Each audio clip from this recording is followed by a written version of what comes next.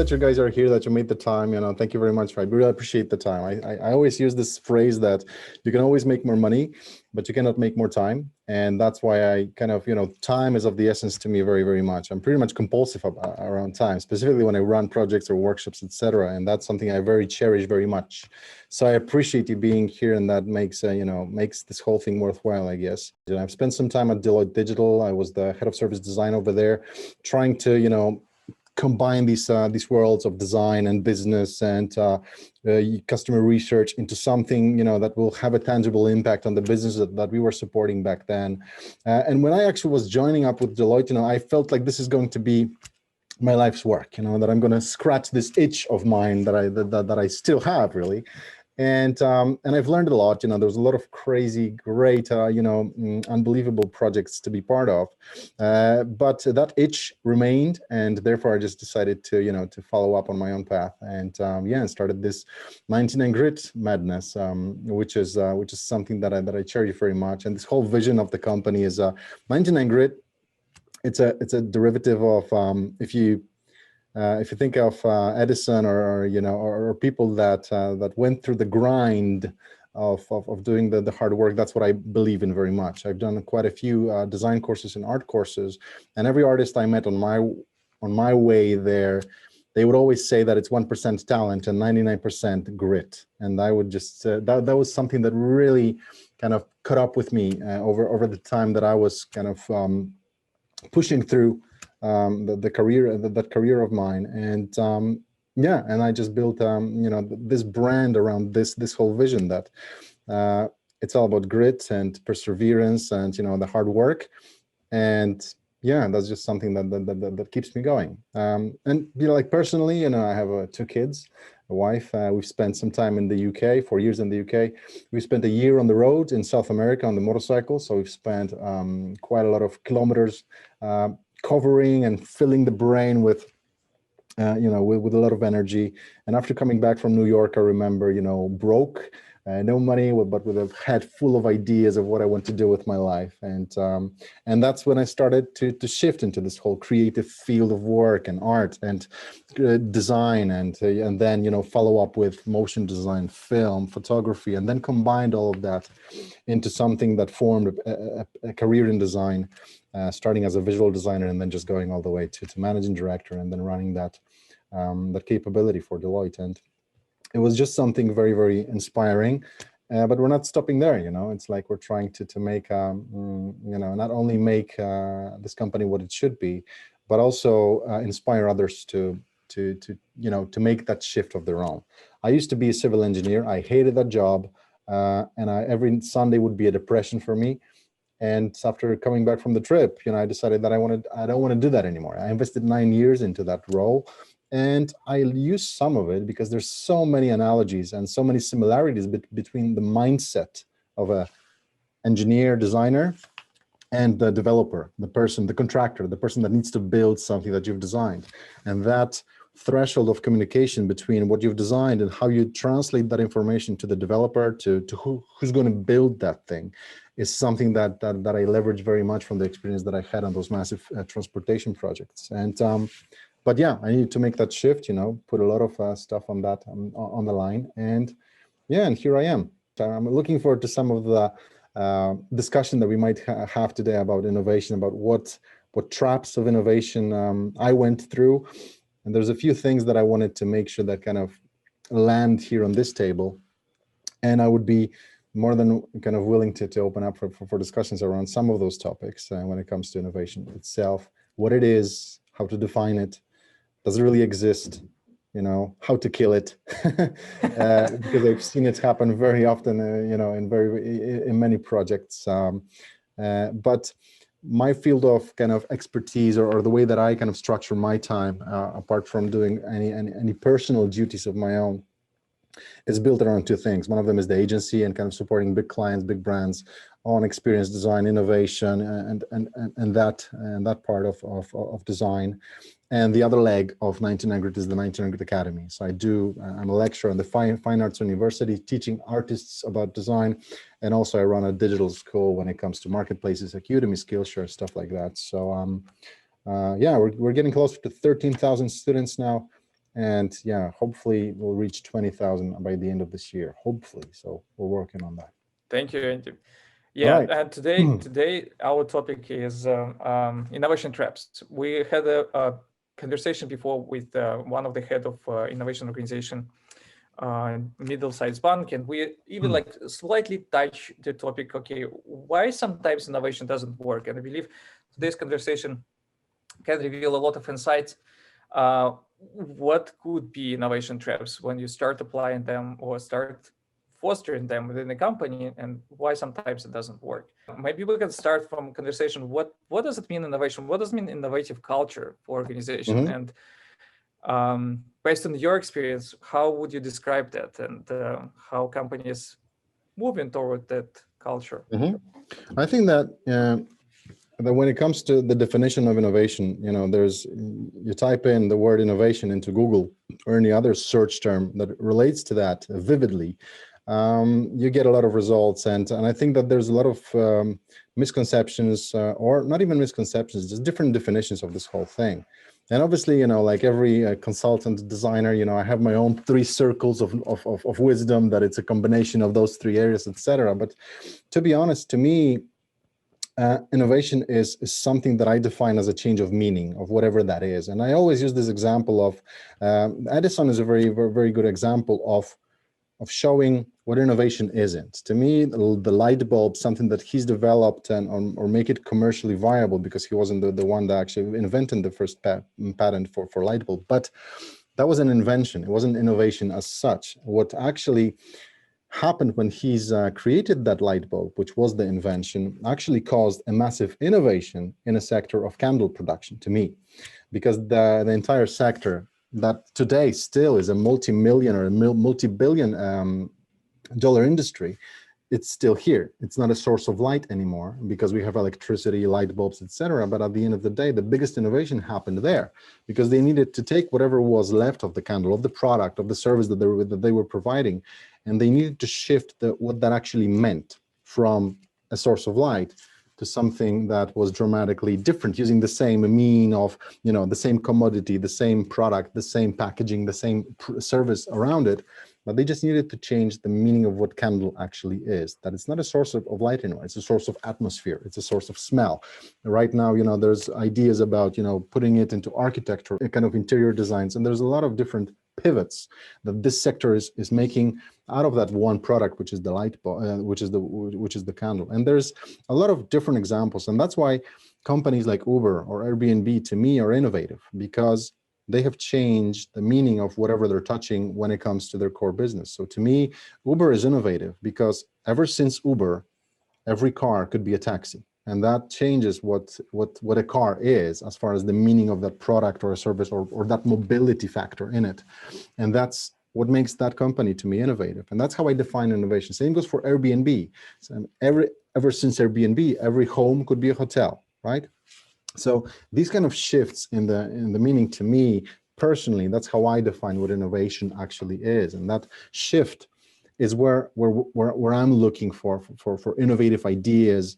And I know that there's a lot of definitions around there that, just by solving problems or just by being customer centric, or even combining those 2 worlds together, being customer centric and solving their issues, supporting the business in that way, that's innovative in its own. And I don't really agree with that.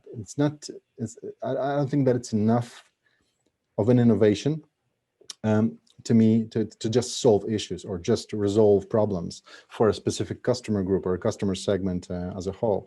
And that's, I guess, looking at this whole concept of all of those methodologies, be it design thinking, the design sprints, you name it, the lean approach to the product design or product management, all of those elements, they kind of create this field of other methods, tools of how to approach the innovative mindset, or how to approach this whole area of innovation. And I think that there just is quite a lot of elements that are still to be defined, that are still to be grasped. But to me, innovation is that shift, is that you take whatever exists already and you make it and you shift it into something that it is not anymore, or you're changing the meaning of whatever that product is. And that's when that innovation kind of kicks in for me. It's not just about solving issues for people. It's a little bit more than that. And that's where I'm coming from. But when it comes, so that's kind of how I define innovation. The other topic, when it comes, innovative culture, when it comes to companies and projects, that's definitely something that I've seen fail so many times. And I think that when it comes to the innovative culture of a company, I think that the biggest challenge is understanding that the failure, it's not a concept, it's a fact. If you want to innovate, you're going to fail. You're going to fail many times. And actually, I think that it was a report from just pre-pandemic, 2018 or there and thereabouts. And I don't remember which one of the big four companies made it. Was it McKinsey? Was it BCG? Was it Deloitte?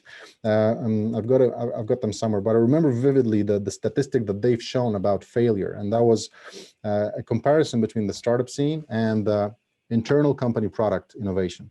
And the companies are actually doing worse than the startups, because it turns out that 11 out of 12 startups fail.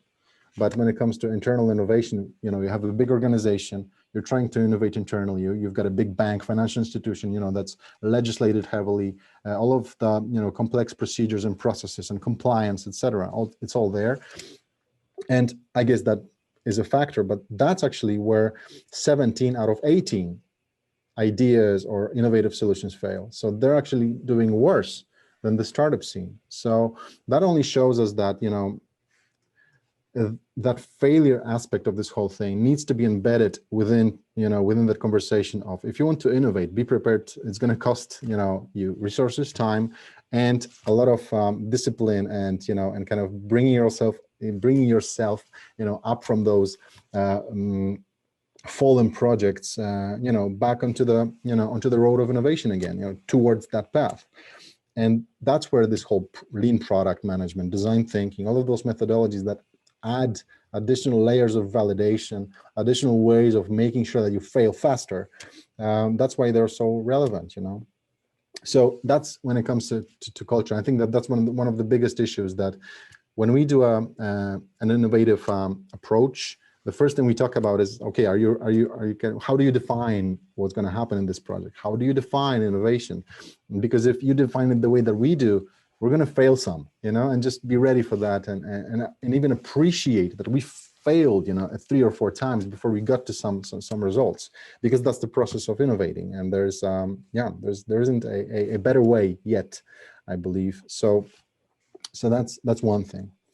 And then I think that when it comes to innovation, again, touching on that subject and the misconceptions of this whole thing, I think that there's a certain life cycle of an organization. Specifically, we work very much with bigger entities, and I've seen this time and time again, that for some organizations that are bigger, they go through a certain life cycle, and depending on where they're at that life cycle, solving a simple issue for them, or digitizing, or just creating a little digital transformation of a specific process is hugely innovative. For others, smaller companies, maybe startups, maybe something that's more agile, maybe something that's a little bit in a different sector, for example. For them, they're not as legislated, they're not as they don't need to be as compliant, and for them, it's nothing new. It's like everyday business, right? That kind of innovation when it comes to, well, that kind of digitalization, if you like. For others, because they're an older entity, they've been around for 120 years, and they're trying to, digitize one process. For them, it's a massive undertaking, a huge deal, and they treat that as an innovation. So I guess that's another element, that depending on the size of the organization, on the life cycle where that organization is actually at, that's again where I believe this axis of misconception actually is also being brought into the picture, that something that for a small startup is, everyday occurrence, for big organizations is a huge innovation, because for them to digitize something, for example, is a massive deal. But that's again a little bit closer to, digital transformation and just solving issues or making them faster, not about making them different. And that's something that that touches on that subject. And then following up on the rant when it comes to the culture itself, every company is built of people. And I'm not sure if any one of you have heard of a gal, stateside. I think she's a Texan. Her name is Brené Brown. I don't know if you've heard of Brené. She's one of the top TED speakers recently, definitely. And Brené, she touches on, she's written a book about that specific subject, which connects very closely to the company cultures that I've seen how innovation can fail, or creativity combined with innovation can fail. And what Brené did over the last 20, 25 years, I don't know that in detail, but that's what I remember. She was doing a lot of research around emotions like trust, like fear, like shame, all of those difficult, very heavy duty emotions. And she's done a lot of research around that.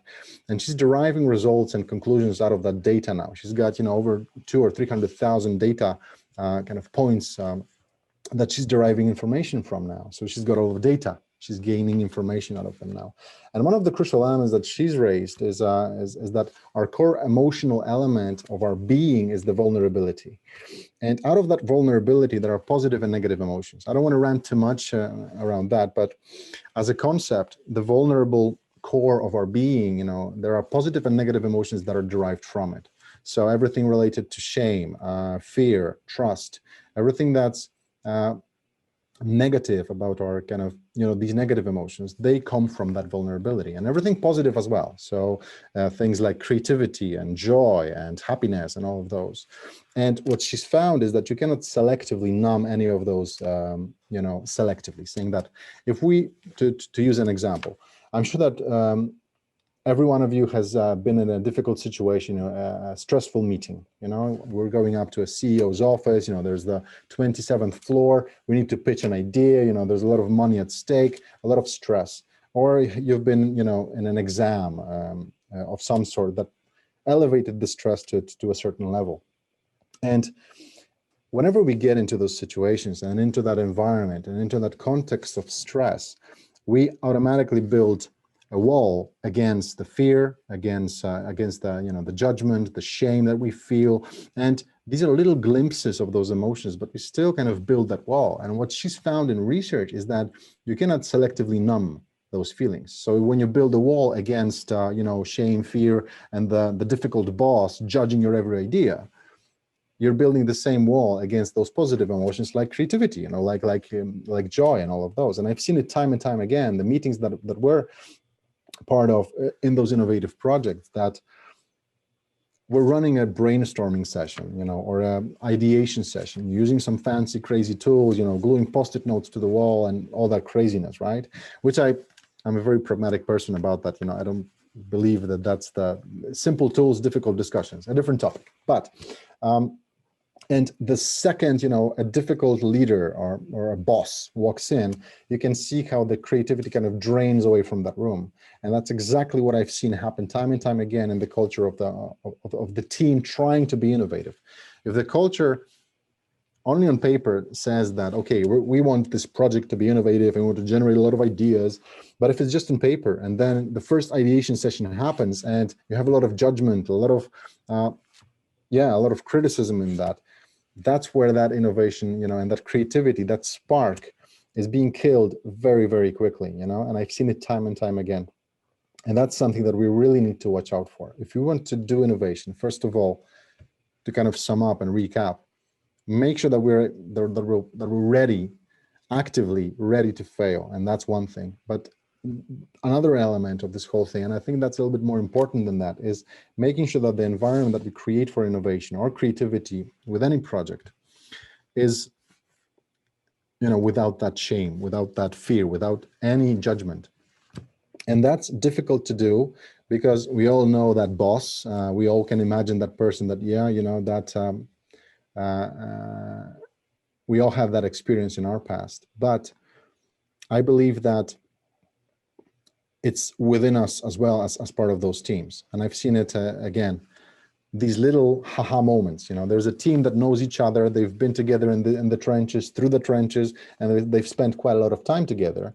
And they walk into a brainstorming session and the first idea lands on the table. And there's this little, it's very hard to notice, but there's this little sliver of haha. It's like, hey, James, yeah, that was a dumb idea.